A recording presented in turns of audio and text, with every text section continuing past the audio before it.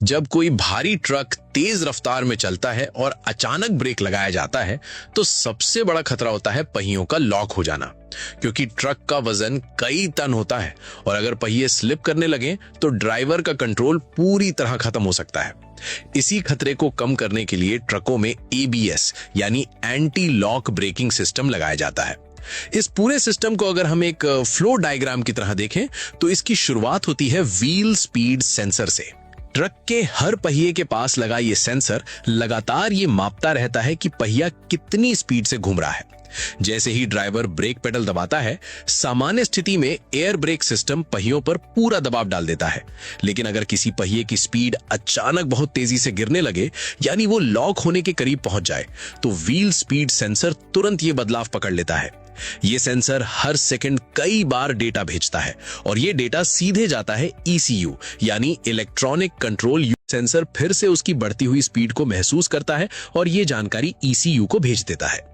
ECU अब दोबारा आदेश देता है कि ब्रेक प्रेशर फिर से बढ़ाया जाए।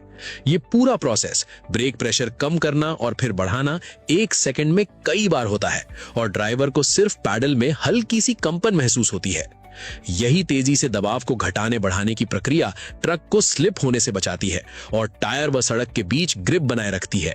एयर ब्रेक वाले ट्रकों में यह सिस्टम और भी ज्यादा जरूरी हो जाता है, क्योंकि हाई प्रेशर एयर अचानक पूरा ब्रेक लगा दे तो पहिए तुरंत लॉक हो सकते हैं। एबीएस की वजह से ट्रक तेज ब्रेकिंग के दौरान भी सीधी लाइन में रहता है, मोड़ पर कंट्रोल बना रहता है और ब्रेकिंग डिस्टेंस भी ज्यादातर मामलों में कम हो जाती है, खासकर गीली सड़क, कीचड़ या ढलान वाली जगहों पर। आसान शब्दों में समझें तो व्हील स्पीड सेंसर आंखें हैं, ईसीयू दिमाग है, एबीएस मॉड्यूलेटर हाथ और एयर ब्रेक असली ताकत। और इन चारों के तालमेल से ही ट्रक सुरक्षित तरीके से रुक पाता है।